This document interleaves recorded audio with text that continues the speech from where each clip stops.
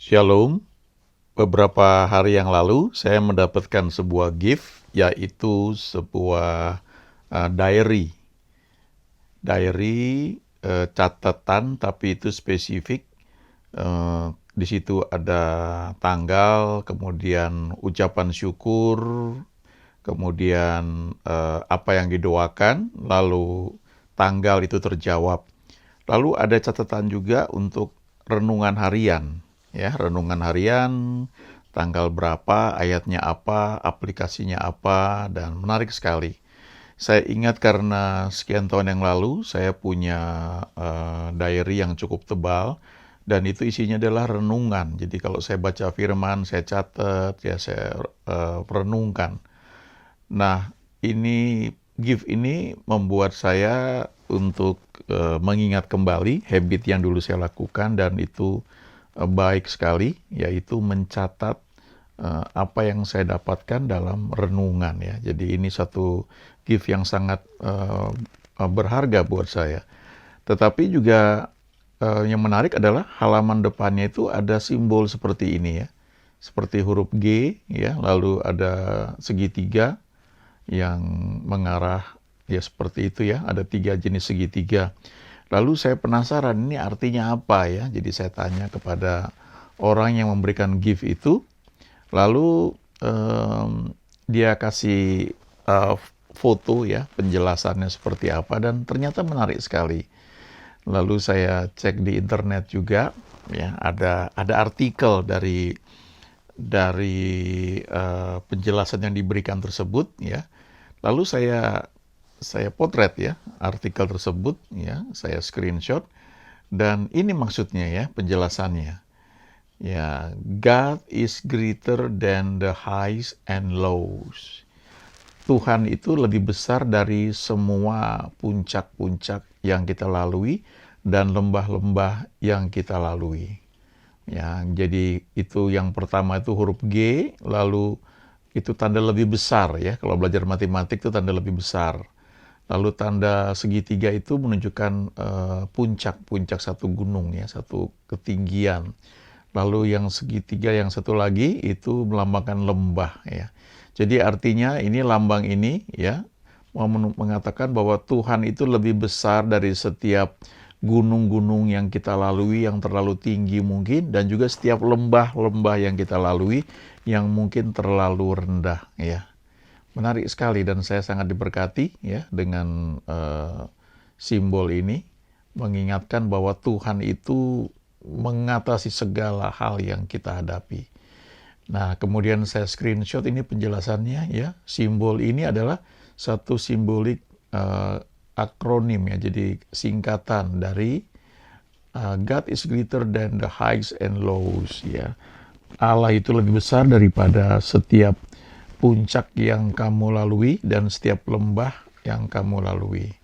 Each sign in the acronym has a meaning. Jadi setiap tanda dalam singkatan itu punya arti, ya. Ya, G itu artinya God, lalu tanda lebih besar, kemudian tanda puncak, ya, ketinggian, dan tanda yang artinya rendah. Jadi kita diingatkan bahwa dalam segala hal Tuhan itu lebih dari cukup.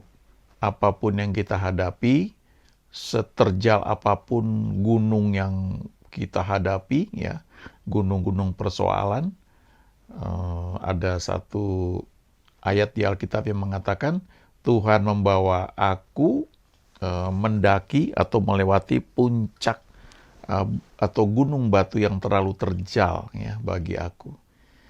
Dia lebih besar daripada semua puncak dari gunung masalah yang kita hadapi. Dia juga lebih besar dari setiap lembah yang kita lalui, yang mungkin sedang kita hadapi, ya.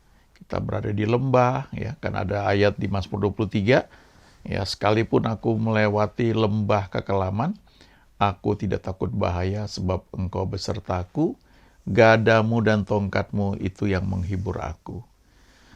Nah, bagaimana cara kita mengalami bahwa Tuhan itu lebih besar dari setiap hal yang kita hadapi? Ya, tentunya mungkin tanpa sadar sering kita lakukan. yaitu lewat doa, ya. Lewat doa kita menyatakan keinginan kita, kebutuhan kita, dan ada banyak ayat yang menjanjikan kalau kita berseru kepada Tuhan, maka Tuhan menjawab.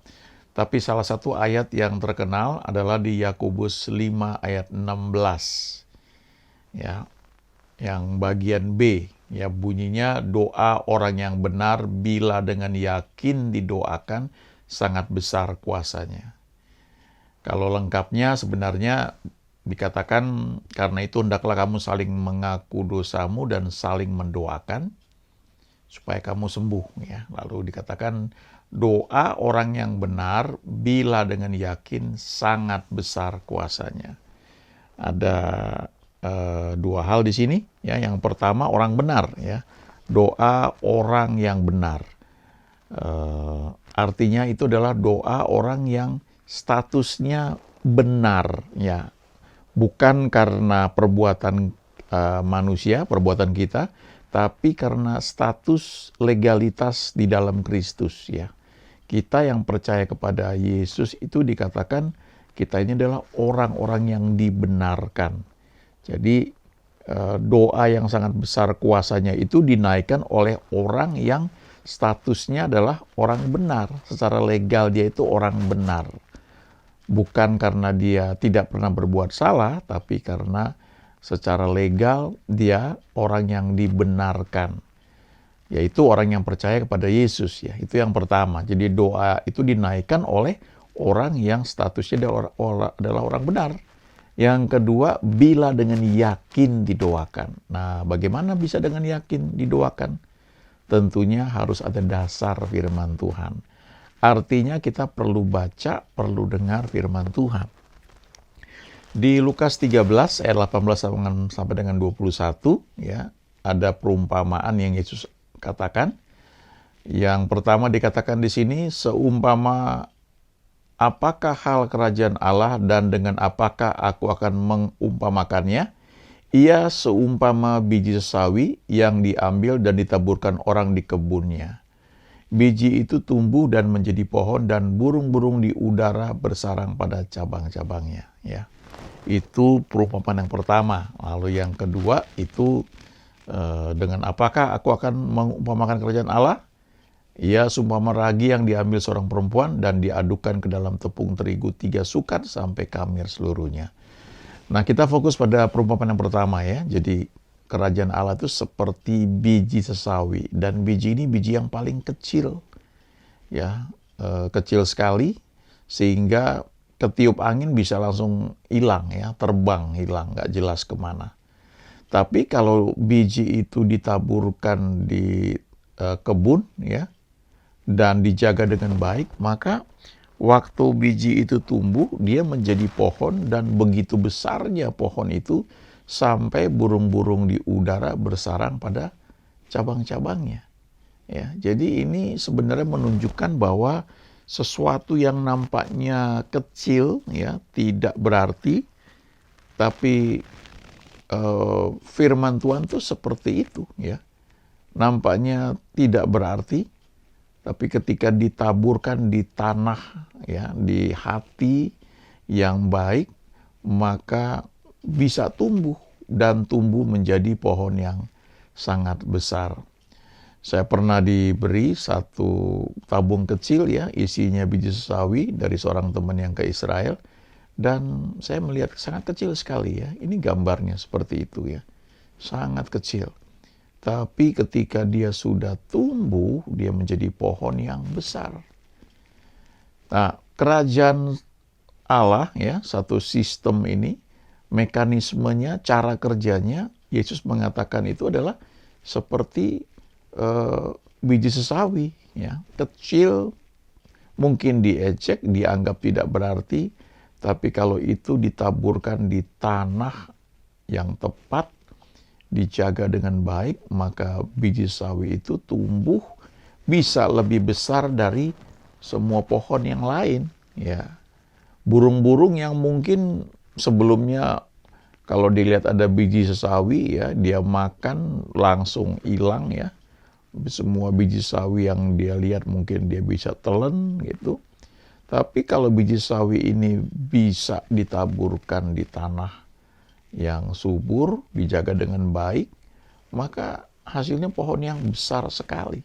Dan burung yang tadinya mau makan biji sawi itu, ya, dia bisa bersarang pada dahan-dahan dari pohon yang sudah jadi yang sangat besar ini. Nah, ini satu prinsip ya, bahwa ketika Tuhan berbicara kepada kita, ada firman-Nya, mungkin awalnya tuh nampaknya kelihatan mustahil, ya, tidak masuk akal, tapi setelah sekian lama, ketika kita izinkan firman itu bertumbuh dalam hati kita, dan kita melihat hasilnya, kita akan kagum ya. Kita akan amazed ya. Beberapa hari ini saya merenungkan ya,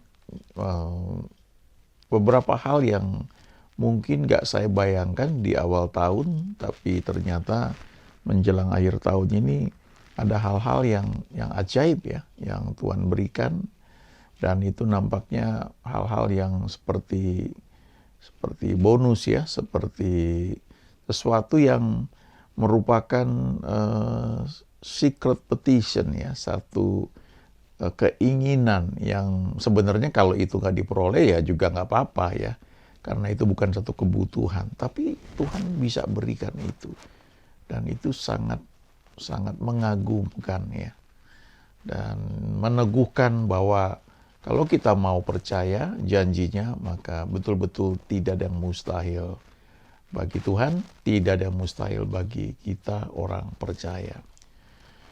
Kalau kita baca perumpamaan tentang penabur, maka konteksnya itu pada zaman itu seorang penabur itu dia seperti gambar ini ya. Dia menyebar benih itu begitu rupa, sehingga memang sebagian benih itu jatuhnya memang di pinggir jalan.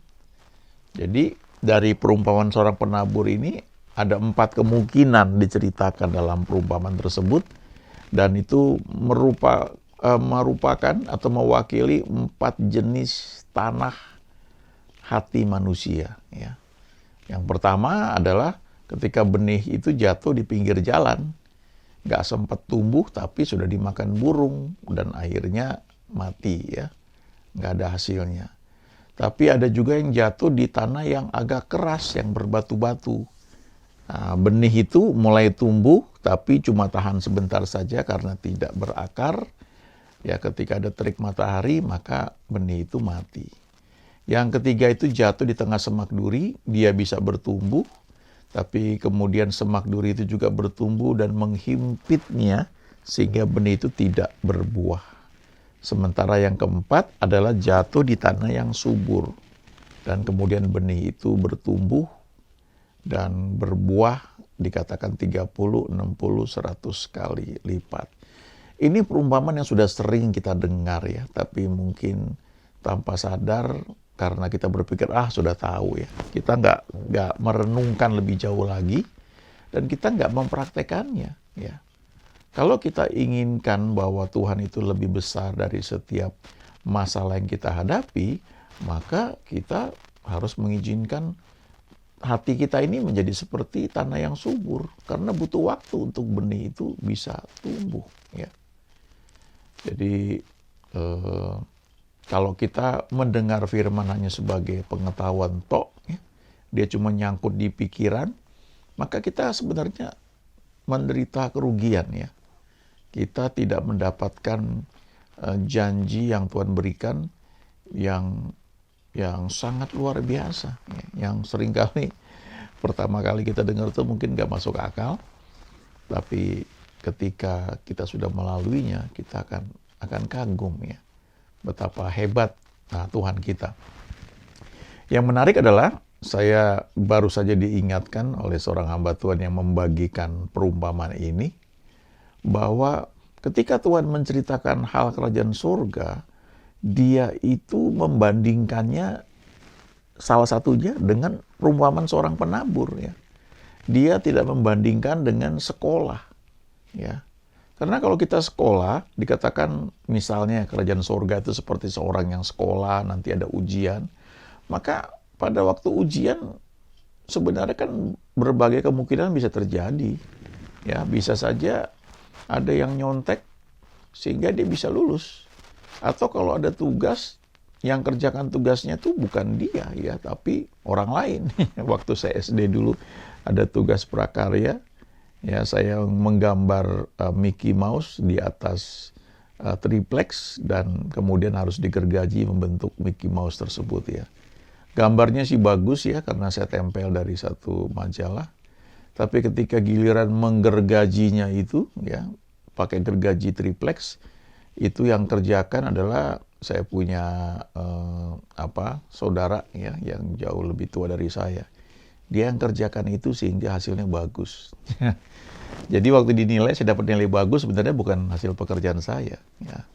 Juga waktu ujian bisa aja mestinya setahun kita belajar, tapi kita santai-santai, lalu semalam sebelum ujian kita belajar, kita kebut, ya, sistem kebut semalam, SKS, kita bisa lulus, ya. Tapi kita nggak dapatkan pelajaran-pelajaran yang harusnya tertanam dalam hidup kita. Jadi Yesus pakai perumpamaan tentang seorang penabur, dan ini nggak bisa ditipu. Jadi kita mungkin bisa aja tahu banyak, tahu firman, kita sudah banyak dapat artikel bagus, tapi masalahnya apakah firman itu betul-betul masuk dalam hati kita di tanah yang subur sehingga kemudian dia bertumbuh, dia berbuah. Pada akhirnya akan kelihatan, ya, setelah selang waktu tertentu. Apakah kita hidupnya tetap penuh kekhawatiran, ya, tetap mengandalkan sesuatu yang kita hitung dengan perhitungan kita. Walaupun kita mungkin punya tabungan banyak, kita tetap khawatir, tetap gelisah, ya, tidak membuat kita itu semakin percaya kepada Tuhan. Padahal barangkali kita pernah melalui masa-masa di mana kita boro-boro punya tabungan, ya. Kita mungkin minus dan dalam kesulitan, tapi toh Tuhan pelihara, ya. Jadi sebenarnya pelajaran untuk menangkap firman Tuhan, merenungkannya begitu rupa sehingga berbuah, ya, dalam kehidupan kita, itu akan mengubah sikap kita, cara pandang kita, lalu, ya, tindakan kita, ya. Kita menjadi orang yang betul-betul percaya kepada Dia, sehingga apapun keadaan yang kita hadapi, ya, kita tidak khawatir, ya.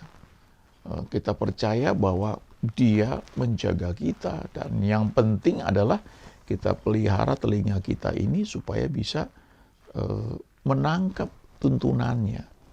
Karena seringkali, ya, Dia bicara pada saat-saat tertentu dan kita perlu sigap, ya, untuk menangkap kehendaknya itu dan kemudian melakukannya.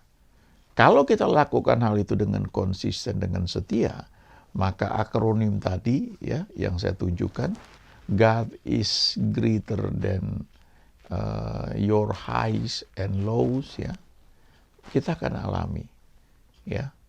Jangan lupa itu dimulai dari firman yang mungkin sederhana, seperti biji sesawi yang kecil yang nampaknya tidak berarti, tapi kalau kita simpan dalam hati yang baik, memang butuh waktu, ya, tidak semalam itu jadi.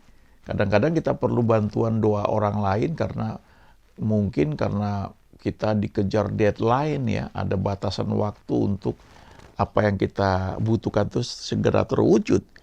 Tapi kalau kita setia membangun kehidupan rohani kita, maka selalu ada firman yang menguatkan, ada janji Tuhan yang menguatkan, dan pada waktunya dia akan kuat, bertumbuh, keluar, menghasilkan apa yang memang dijanjikan, yang kita perlukan, atau bahkan yang kita inginkan.